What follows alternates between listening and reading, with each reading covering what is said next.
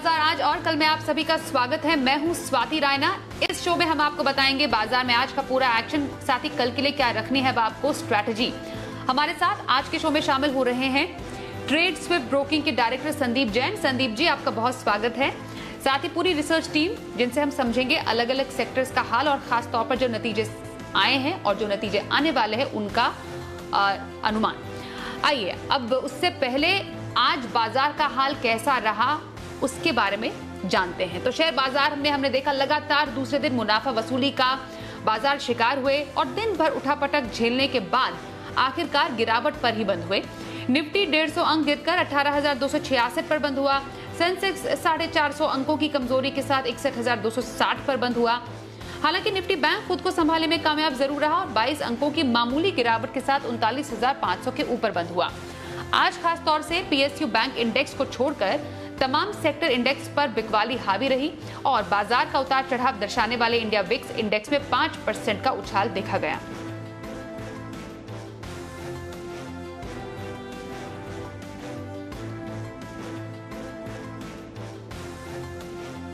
और आज के कारोबार में किस सेक्टर में सबसे ज्यादा मजबूती रही और कहां पर रही कमजोरी, समझते हैं हमारे सहयोगी कुशल गुप्ता से। बताइए कुशल।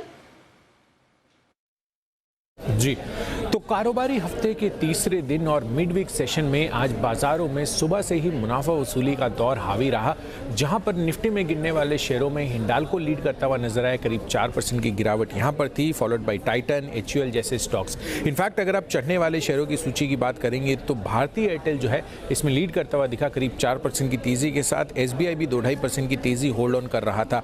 पर मिड कैप और स्मॉल कैप ऐसे स्पेसेस थे जहां पर गिरावट साफ तौर पर हमें देखने को मिली। इनफैक्ट इसका जो इम्पैक्ट है सबसे ज्यादा IRCTC में आज देखने को मिला। करीब 20% की गिरावट यहां पर दर्ज होती हुई नजर आई। इसके बाद दीपक नाइट्राइट भी आप देखिए 12-13% का कट यहां पर भी आया। नवीन फ्लोराइन पर भी ऑलमोस्ट 9-10% की गिरावट थी और जुबिलेंट फूड नतीजों के बाद कहीं ना कहीं कमजोरी का शिकार ये भी बना और 9-9.5% का कट यहां पर भी था। इनफैक्ट अगर आप देखें तो जो पब्लिक सेक्टर एंटरप्राइजेस हैं यहां पर NHPC, नाल्को जैसे स्टॉक्स पर दबाव था और मेटल काउंटर्स भी पीछे नहीं थे गिरावट में, जहां पर हिंदुस्तान कॉपर, वेदांता, हिंडाल्को जैसे स्टॉक्स पर दबाव था। Reality space again continuous second day आपको मुनाफा वसूली का दौर यहां पर भी देखने को मिला, जिसमें IB real estate, Kolte Patil जैसे स्टॉक्स शामिल थे और oil and gas space HOAC, Chennai petro जैसे स्टॉक्स पर भी आज के सत्र में ओवरऑल आपको पूरे स्पेस में दबाव था। पर PSU बैंक्स ऐसा सेक्टर था या स्पेस था जहां पर अच्छी तेजी आज के सत्र में भी बनती हुई नजर आई और जो गिरावट थी उसको एक क्लियरली निगेट करते हुए दिखे, जिसमें यूनियन बैंक, इंडियन बैंक जैसे स्टॉक्स में अच्छी तेजी बनी। तो डेफिनेटली बाजार का जो रिएक्शन था आज कहीं ना कहीं नी जर्क था और यहां पर गिरावट थी। पर कल हमें देखना होगा गुरुवार को किस तरह से बाजार जो है पैन आउट करते हुए नजर आते हैं। चलिए, बाजार का हाल समझा हमने कुशल से। आज के एक्सपर्ट संदीप जैन का रुख कर लेते हैं। संदीप जी, बाजार में तेजी का एक दौर चला, हफ्ते भर हमने देखा रिकॉर्ड हाई पर बाजार, फिर 2 दिन से लगातार मुनाफा वसूली का शिकार हुए हैं बाजार। आगे कैसा ट्रेंड हम बाजार का देख पाएंगे? अब खासतौर पर नतीजों का सीजन है, वायदा बाजार की एक्सपायरी है कल। नहीं, बिल्कुल देखिए, प्रॉफिट बुकिंग तो हुई है और ऊपर के लेवल्स पे 18,550, 600 एक लेवल है जहां पे रेजिस्टेंस फेस करके प्रॉफिट बुकिंग आई है और जो स्टॉक्स बहुत चल रहे थे वहां पे एक ठीक ठाक सी प्रॉफिट बुकिंग आई है। तो यही है कि कहीं ना कहीं जो एक नॉन स्टॉप ऑनगोइंग पार्टी चल रही थी, तो ऐसा नहीं कि ये कंटिन्यूअसली चलती रहेगी और एक्सुबरेंस के साथ मार्केट में नहीं रह सकते हैं और सेक्टर स्पेसिफिक और कुछ चर्निंग भी देखने को मिल रही है। सो आई फील कि प्रॉफिट बुकिंग और जो बैंक्स ने आज सपोर्ट दिया और कुछ ITC जैसे दिग्गज जिनका वेटेज भी है वहां पे भी एक मुझे लगा कि सपोर्ट है, तो इसीलिए मैं आज ITC को लाया हूं जो कि 242-43 पे एक अच्छा सपोर्ट लिया था आज और 246 पे बंद हुआ। उस स्टॉक को लें तो इंट्राडे FNO पिक के तौर पे मैं ITC को रेकमेंड करूंगा। 251-253 का टारगेट और 243 का स्टॉप लॉस लगाएं और 246 की क्लोजिंग प्राइस थी आज की। और जो इंट्राडे कैश मार्केट पिक के तौर पे आज ऐसे मार्केट्स में भी मतलब कुछ स्टॉक्स अगर आउट परफॉर्म कर रहे हैं तो मानना होगा कि वो स्टॉक्स वाकई में रेजिलिएंट है और कहीं ना कहीं कुछ अच्छी उनकी परफॉर्मेंस होने वाली है या रिजल्ट्स अच्छे आने वाले हैं। तो उसी को ही देखते हुए मैंने प्रेसिजन वायर्स ये स्टॉक मैंने इंट्राडे कैश मार्केट पिक के तौर पे लाया हूं मैं। 257 की क्लोजिंग प्राइस थी, 270 का टारगेट लगाएं और 251 का स्टॉप लॉस। और पोजिशनल पिक के तौर पे EID पैरी जो कि एक बहुत ही बेहतरीन पेडिग्री वाली कंपनी है, शुगर स्टॉक है, one of the oldest sugar companies है इंडिया की, न्यूट्रास्यूटिकल्स में भी है। सो ओवरऑल मुझे लगता है कि स्टॉक को लें और 520 का टारगेट लगाएं और 460 का स्टॉप लॉस लगाएं। सो पोजिशनल पिक के तौर पे EID पैरी। जी, तो संदीप जी की राय, इंट्राडे एफएनओ में आईटीसी में खरीदारी की सलाह दे रहे हैं, इंट्राडे कैश तौर पर प्रिसिशन वॉरियर्स इंडिया में खरीदारी का सुझाव और EID पैरी पोजिशनल व्यू के तौर पर उन्होंने सजेस्ट किया है। आगे बढ़ते हैं और कुछ आने वाले नतीजों पर कर लेते हैं चर्चा। सितंबर तिमाही में एशियन पेंट्स के नतीजे कैसे रह सकते हैं, अनुमान क्या कह रहा है, वरुण से समझते हैं। वरुण जरा बताएं, Q2 में एशियन पेंट्स के नतीजों से कैसा अनुमान है? देखिए, एशियन पेंट्स के नंबर्स में अगर आप देखेंगे तो ग्रोथ तो आपको काफ़ी बेहतर देखने मिलेगी, क्योंकि डिस्क्रिशनरी स्पेंडिंग जो है वो बढ़ रही है। जिन सेक्टर्स को ये कंपनी कैटर करती है, खासकर रियल एस्टेट सेक्टर, वहाँ पे बेहतर डिमांड देखने मिल रही है, तो उसका फ़ायदा मिलेगा। इसके अलावा इंडस्ट्रियल और OEM सेगमेंट जो है वहाँ से भी बेहतर डिमांड आ रही है। इसके चलते कंपनी के जो वॉल्यूम्स है उसमें करीब 35 से 40% के आसपास की बढ़ोतरी देखने मिलेगी, और इसी के चलते कंपनी की जो आय है उसमें करीब 38% के आसपास की बढ़ोतरी होगी, 7,400 करोड़ के आसपास ही आ सकता है। लेकिन याद रखिए, इस कंपनी का सबसे इंपॉर्टेंट रॉ मटेरियल है टाइटेनियम डाइऑक्साइड, जो कि कच्चे तेल का एक डेरिवेटिव है, और कच्चे तेल के दाम में जिस तरह से बढ़ोतरी देखने मिली है, इस कंपनी के ओवरऑल रॉ मटेरियल कॉस्ट में काफ़ी हद तक बढ़ोतरी हुई है, जिसके कारण लगातार पिछले कुछ क्वार्टर से अगर आप देखेंगे तो इस कंपनी के मार्जिन जो है वो प्रेशर में रहे हैं। कंपनी ने प्राइस हाइक ज़रूर ली है, लेकिन उसका कोई ज़्यादा फायदा नहीं होने वाला। कंपनी के जो मार्जिन है करीब 23.65% से गिर के 18.8% के आसपास आ सकते हैं। मुनाफे में करीब 9.9% के आसपास की बढ़ोतरी होगी, 930 करोड़ के आसपास ही आ सकता है। यानी कि बेहतरीन डिमांड के चलते कंपनी की वॉल्यूम ग्रोथ और रेवेन्यू ग्रोथ जो है वो अच्छी रहने वाली है, लेकिन मार्जिन जो है वो दबाव में रहेंगे। जी बिल्कुल, और JSW स्टील के नतीजे भी आने वाले हैं, इसका अनुमान क्या कह रहा है? आशीष चतुर्वेदी के पास चलते हैं। आशीष बताएं, JSW के नतीजों का अनुमान कैसा है इस बार? देखिए, नतीजे बहुत ही शानदार आएंगे। पिछले साल के मुकाबले आप देखिए तो कंपनी की आय में करीब 70% की ग्रोथ का जो है अनुमान बाजार लगाकर चल रहा है। सिर्फ इतना ही नहीं, आप कामकाजी तौर पर भी देखें तो तिमाही काफ़ी शानदार रहेगी, क्योंकि कामकाजी मुनाफा जो है यानी बेटा इसमें 124% की ग्रोथ रहेगी। पिछले साल कंपनी ने करीब 23% के आसपास के मार्जिन दर्ज किए थे, और इस बार क्योंकि कीमतों में लगातार बढ़त देखने को मिली और बढ़त सस्टेन भी की है, इसके लिए मार्जिन जो है 23% से बढ़कर 30% रहेंगे। और जो मुनाफा है कंपनी का, इसमें करीब 3.5 गुने की यानी 3.5 टाइम्स तक की बढ़त आपको देखने को मिल सकती है। 1593 करोड़ से बढ़कर 5,674 करोड़ का जो है आंकड़ा बाजार अनुमान लगाकर चल रहा है। यानी हर लिहाज से आप देखें तो तिमाही काफ़ी शानदार रहेगी, बहुत बढ़िया नंबर जाएंगे। चलिए, तो JSW स्टील और एशियन पेंट्स के आने वाले नतीजे, संदीप जी आपसे क्विक राय, क्या कर सकते हैं दोनों ही स्टॉक्स में? देखिए, एशियन पेंट्स तो ऑलरेडी एक मुझे लगता है कि थोड़ा सा प्राइसिंग के पॉइंट ऑफ व्यू से, वैल्यूएशन के पॉइंट ऑफ व्यू से महंगा है। और बहुत सही कहा वरुण जी ने कि देखिए, टाइटेनियम डाइऑक्साइड और ये जो रॉ मटेरियल्स है और क्रूड ऑयल से प्राइस से बहुत ज़्यादा इम्पैक्ट है। ठीक है, पिछले 3 क्वार्टर में, लास्ट क्वार्टर में हो सकता है डिमांड की वजह से इन्होंने सस्टेन कर लिया हो, बट आगे आने वाले दिनों में हो सकता है कि थोड़ी तकलीफ आए। सो मेरी राय में तो यही रहेगा कि जिन्होंने ले रखा वो होल्ड करके रखें, फ्रेश खरीदारी के लिए वेट करना चाहिए। इसी सेक्टर में एक स्टॉक है जो कि मैंने काफी बार रेकमेंड किया, सस्ता भी लगता है मुझे, वो है एक्सो नोबेल, जो कि वैल्यूएशंस के लिहाज से और पेडिग्री से ज्यादा बेहतर लगता है मुझे, तो वहां पे एक ध्यान दिया जा सकता है। और जो दूसरा JSW स्टील है, ये मुझे मेटल्स पे मैं थोड़ा बुलिश हुआ भी, और मुझे लगता है कि JSW जिस तरीके का पूरे स्टील सेक्टर में one of the most aggressive और मोस्ट मतलब एफिशिएंट मैनेजमेंट्स की मैं बात करूंगा, तो मुझे लगता है कि टाटा स्टील हो या सेल हो या JSW, ये परफॉर्म करेंगे आने वाले दिनों में। एंड JSW से उम्मीदें काफी है मार्केट को, और करेक्टेड भी ऊपर के लेवल से अभी, तो मेरे हिसाब से स्टॉक को बिल्कुल अगर अच्छे रिजल्ट्स आए तो लिया जा सकता है, अगर कोई गैप अप नहीं खुले तो। और अदरवाइज जिन्होंने ले रखा वो होल्ड करे और बाय ऑन डिक्लाइंस की रणनीति अपनाए। बिल्कुल सर, और आने वाले नतीजों की लिस्ट यहीं पर खत्म नहीं होती है। सितंबर तिमाही में इंडियन होटल्स के नतीजों का भी अनुमान हम आपको बताने वाले हैं। वरुण के पास एक बार फिर से चलते हैं। वरुण बताएं, कैसा है इंडियन होटल्स के नतीजों का अनुमान? देखिए, इस तिमाही में होटल कंपनियों में एक बेहतरीन रिवाइवल देखने मिला है। आप ओरिएंटल होटल के नंबर्स देखिए, ताज जीवीके के नंबर्स देखिए, वहाँ काफ़ी बेहतर प्रदर्शन देखने मिला है और वैसा ही प्रदर्शन आपको इंडियन होटल्स में भी देखने मिलेगा। देखिए इकोनॉमी खुलने का काफ़ी फ़ायदा जो है इन कंपनियों को मिल रहा है। इसके अलावा इंडियन होटल्स में अगर आप देखेंगे तो घरेलू ऑपरेशन जो है वो करीब 65% और अंतर्राष्ट्रीय ऑपरेशन जो है उसमें करीब 70% के आसपास की रिकवरी का अनुमान लगाया जा रहा है। तिमाही दर तिमाही जो ऑक्यूपेंसी रेट है वो 29% से बढ़ के अब करीब 55-60% के आसपास रहने का अनुमान लगाया जा रहा है और फूड और बेवरेज डिवीजन से भी अच्छी खासी आय आ सकती है और इसी के चलते कंपनी की जो आय है उसमें करीब 157% के आसपास का जंप होगा, 660 करोड़ के आसपास आ सकती है। एबिटा फ्रंट पे ये कंपनी घाटे से मुनाफे में आएगी। 150 करोड़ के घाटे के मुकाबले करीब 60 करोड़ के आसपास का मुनाफा जो है एबिटा फ्रंट पे ये कंपनी कर सकती है। हालांकि बॉटम लाइन में शायद इस बार भी कंपनी घाटा करेगी, करीब 90 करोड़ के आसपास का घाटा जो है वो कंपनी कर सकती है। हालांकि स्ट्रीट इन नंबर्स को लेकर कुछ हद तक डिवाइडेड है, कुछ कह रहे हैं कि शायद थोड़ा बहुत प्रॉफिट भी आ सकता है, कुछ इससे भी ज़्यादा नुकसान की बात कर रहे हैं। लेकिन एक बात तो तय है कि आपको एक बेहतरीन रिवाइवल जो है इंडियन होटल्स के नंबर्स में देखने मिलेगा। अक्रॉस होटल सेगमेंट जो है इस क्वार्टर में आपको लो बेस का भी एक बहुत बड़ा फायदा मिल रहा है और इसी के चलते इंडियन होटल्स के जो नंबर्स है वो आपको अच्छे खासे देखने मिलने वाले हैं। जी, आईईएक्स के नतीजे भी आने वाले हैं और देवांशी जरा बताएं सितंबर तिमाही में आईईएक्स के नतीजों का अनुमान क्या कह रहे हैं?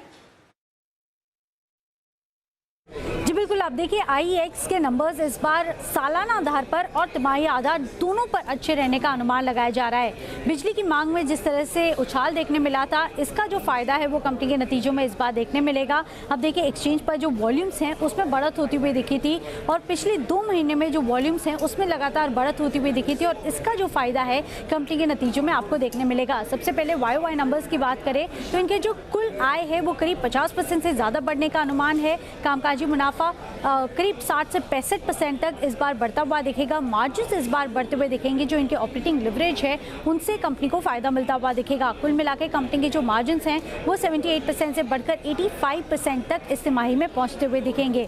मुनाफे में भी 65% तक का जंप आपको इस तिमाही में देखने मिल सकता है और आप देखिए जिस तरह से वॉल्यूम्स बढ़ते हुए दिखें उसी का फायदा कंपनी को इस बार मिला है। क्वार्टर ऑन क्वार्टर बेसिस पर भी आप देखिए इनकी जो कुल आय है करीब 18 से 20% बढ़ सकती है। कामकाजी मुनाफे में भी अनुमान यही है, करीब 15 से 20% तक की बढ़त आएगी। मार्जिन्स क्वार्टर ऑन क्वार्टर भी बढ़ते हुए दिखेंगे। 82% थे पिछले तिमाही में और वहां से बढ़कर 85% तक इस तिमाही में आते हुए दिखेंगे। और साथ ही आप देखिए सबसे इंपॉर्टेंट आंकड़ा जो होगा वो टोटल ट्रेडेड वॉल्यूम्स का होगा। अगर आप YOY बेसिस पर देखें तो टोटल ट्रेडेड वॉल्यूम्स में 57% तक की बढ़त होगी। क्वार्टर ऑन क्वार्टर बेसिस पर करीब 20 से 21% तक की बढ़त रहने का अनुमान इस बार लगाया जा रहा है। फोकस होगा इस बार कि उनकी जो REC के साथ मामला है वो किस तरह से सुलझाने पर जो अपडेट्स आते हुए दिख रहे हैं, किस तरह से कंपनी क्या स्ट्रैटेजी कर रही है इस पर नजर होगी और साथ ही जो लॉन्ग डेरिवेटिव कॉन्ट्रैक्ट्स हैं वो लॉन्च करने पर भी अब फोकस होता हुआ दिखेगा। कंपनी कंपटीशन में और जो मार्केट शेयर है उसके साथ कैसे डील करती है इस पर भी नजर रहेगी। लेकिन कुल मिलाकर जो नंबर्स हैं वो काफ़ी स्ट्रॉन्ग रह सकते हैं। बहुत शुक्रिया देवांशी आईएक्स के आने वाले नतीजों का अनुमान बताने के लिए। आगे बढ़ते हैं, देखते हैं शो का खास सेगमेंट शर्मा जी का ऑप्शन।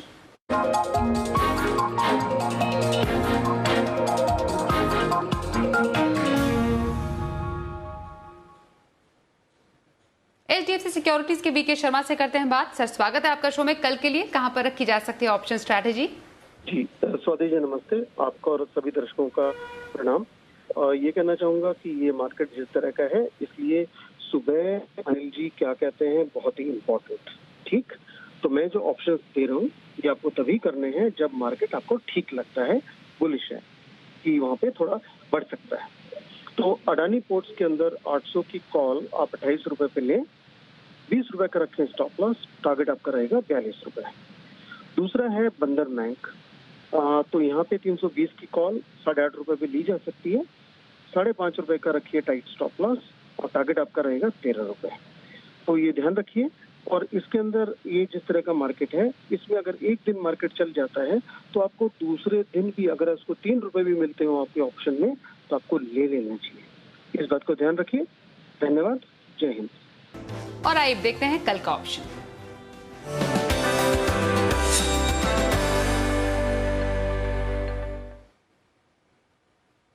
मोतीलाल ओसवाल के चंदन तापड़िया से बात करते हैं। चंदन जी बहुत स्वागत है आपका शो में। कल के लिए ऑप्शन स्ट्रैटेजी कहां बताएंगे? जी नमस्कार। देखें निफ्टी में पिछले 2 दिनों से काफी उठाफटक के साथ मुनाफा वसूली देखने को मिली। निफ्टी एक तरफ जहां 18,200 की तरफ फिसला बट अच्छी बात यह है कि उसके बावजूद भी बैंक निफ्टी अपना जो 39,300 का सपोर्ट है उसको होल्ड कर रहा है।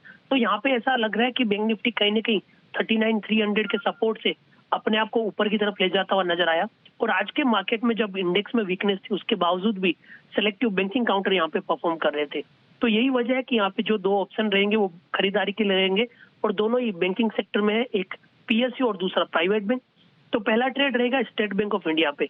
देखिए स्टेट बैंक ऑफ इंडिया में एक पॉजिटिव प्राइस पैटर्न देखने को मिल रहा है, मेजर ट्रेंड पॉजिटिव है, स्टॉक अपने लाइफ टाइम हाई टेरिटरी में है और यहाँ पे पॉजिटिव मूव है वो लगभग 525 के लेवल की तरफ बरकरार रहने चाहिए। तो 510 का कॉल खरीदारी की सलाह रहेगी। 9 रुपए के आसपास ये अक्टूबर का 510 का कॉल चल रहा है, 4 रुपए का स्टॉप लॉस लगाई और हमारा मानना है कि ये कॉल डबल होके 18 रुपए तक के टारगेट को हासिल करता हुआ नजर आएगा। दूसरा ट्रेड रहेगा एक्सिस बैंक। कहीं ना कहीं आज के दिन हमें देखने को मिला कि एक्सिस बैंक में काफी अच्छा सपोर्ट देखने को बना है और एक्सिस आईसीआईसीआई बैंक ये काउंटर है जो बाजार को सपोर्ट करते हुए नजर आ सकते हैं। तो एक्सिस बैंक में 820 का कॉल लेने की सलाह रहेगी। 18 रुपए के आसपास ये बंद हुआ है, 11 रुपए का स्टॉप लॉस और ऊपर में यहाँ पे 32 रुपए तक के टारगेट लगाए जा सकते हैं। बहुत शुक्रिया चंदन जी कल के लिए ऑप्शन स्ट्रैटेजी बताने के लिए।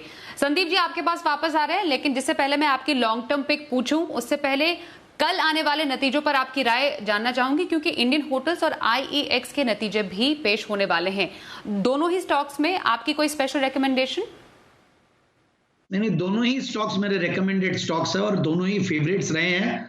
आईएक्स तो एक्स्ट्रा ऑर्डिनरी मूव दिया है, ऐसा एक्सपेक्टेशन तो मेरा भी नहीं था। 160, 230, 412-13 रुपए से रेकमेंड करते करते आज इस लेवल पे ऊपर के लेवल से करेक्शन भी आया है, बट इतना एक्शन है स्टॉक में और इतनी सारी इनिशिएटिव्स और प्लेटफॉर्म बेस्ड बिजनेस है, तो जिन्होंने ले रखा है हमारी राय पे, मैंने क्या हमारे सारे पैनल के एक्सपर्ट्स ने सबने ही दिया हुआ, नीचे के लेवल्स आए तो एंट्री लेने की कोशिश करें, क्योंकि बहुत सारे जो कि अभी बता रहे थे हमारे एनालिस्ट की इनिशिएटिव्स अभी कंपनी के पास आ रहे हैं, तो मुझे ऐसा लगता है कि ये स्टॉक में बिल्कुल निवेशित रहना चाहिए।